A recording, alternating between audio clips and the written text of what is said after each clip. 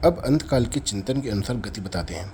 प्रयाण काले मनसाचलेन भक्त्या युक्तो योग बलेन चैव भ्रुवोर्मध्ये प्राणमावेश्य सम्यक सतम परम पुरुष मुपैति दिव्यम।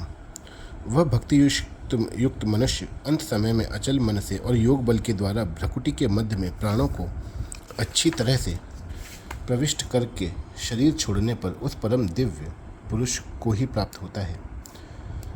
व्याख्या।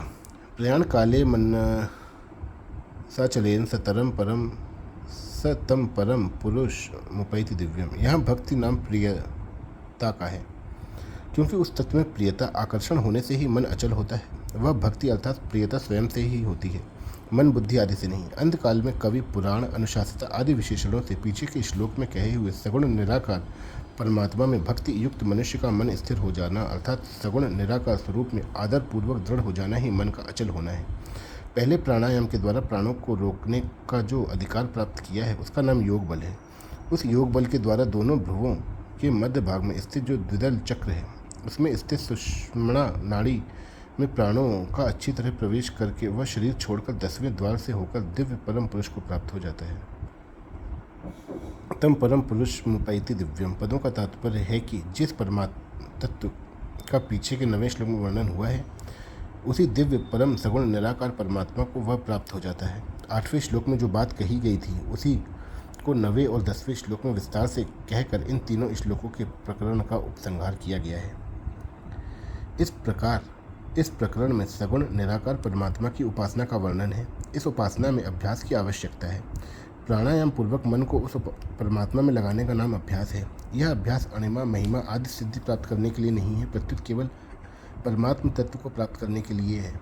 ऐसा अभ्यास करते हुए प्राणों और मन पर ऐसा अधिकार प्राप्त कर ले कि जब चाहें प्राणों को रोक लें और मन को जब चाहें तभी तथा जहाँ चाहें वहीं लगा लें। जो ऐसा अधिकार प्राप्त कर लेता है वही अंतकाल में प्राणों को सुषुम्ना नाड़ी में प्रविष्ट कर सकता है।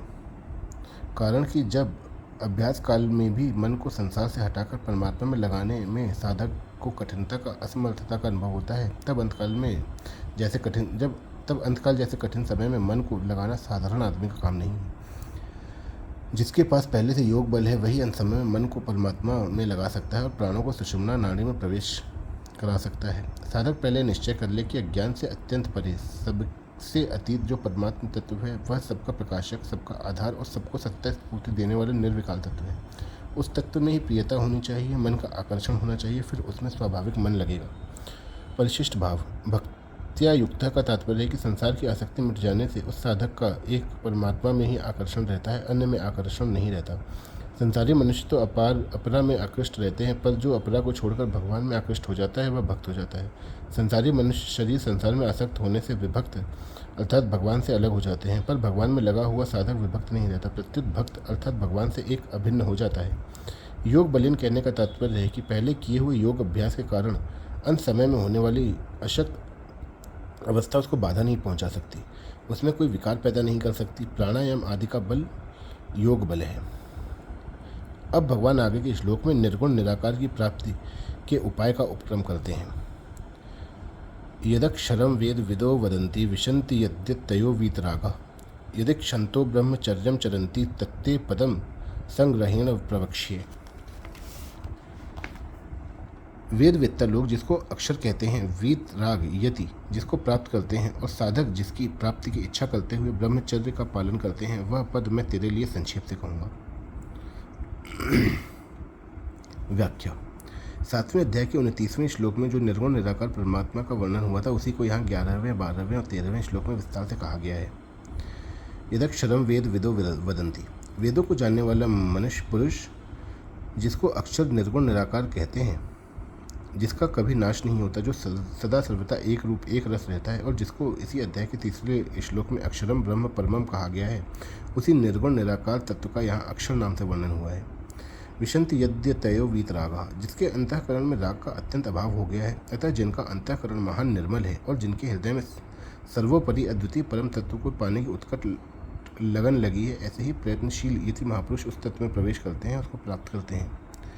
यदि क्षंतो ब्रह्मचर्यम चरन्ति, जिनका उद्देश्य केवल परमात्म तत्व की प्राप्ति का है, परमात्म प्राप्ति के सिवाय जिनका कोई और ध्येय है ही नहीं और जो परमात्मा प्राप्ति इच्छा रखकर ब्रह्मचर्य का पालन करते हैं, संपूर्ण इंद्रियों का संयम करते हैं, अर्थात किसी भी विषय का भोग बुद्धि से सेवन नहीं करते। तत्ते पदम संग्रहेण प्रवक्ष्य, जो संपूर्ण साधनों का आखिरी फल है, उस पद को अर्थात तत्व को मैं तेरे लिए संक्षेप से और अच्छी तरह से कहूँगा। संक्षेप से कहने का तात्पर्य है कि शास्त्रों में जिस तत्व को सर्वोपरि विलक्षण बताया गया है, हर एक आदमी उसको प्राप्त नहीं कर सकता। ऐसे जिसकी महिमा बताई गई है, वह पद किस तरह से प्राप्त होता है, इस बात को मैं कहूँगा। अच्छी तरह से कहने का तात्पर्य है कि ब्रह्म की उपासना करने वाले जिस तरह से उस ब्रह्म को प्राप्त हो जाते हैं, उसको मैं अच्छी तरह से कहूँगा। परिशिष्ट भाव। इस श्लोक में गौरता से चारों आश्रमों का वर्णन ले सकते हैं, जैसे यदक्षरम वेद विदो वदंती। पदों से गृहस्थ आश्रम का संकेत है, क्योंकि वेदों का अध्ययन करना ब्राह्मण का खास काम है। विशन्ति यद्य तयो वीतरागः।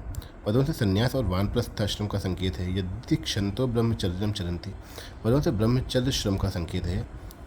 मुक्ति सभी वर्णों आश्रमों में हो सकती है, इसलिए भगवान ने आश्रमों के स्पष्ट रूप से वर्णन नहीं किया है और वर्णों का स्पष्ट रूप से वर्णन भी कर्तव्य पालन की दृष्टि से किया है। अर्जुन क्षत्रिय थे और वे अपने युद्ध रूप कर्तव्य को छोड़ना चाहते थे, इसलिए भगवान ने उनको अपने कर्तव्य में लगाने के उद्देश्य से वर्ण धर्म का वर्णन किया। युद्ध करना वर्ण धर्म है, आश्रम धर्म नहीं।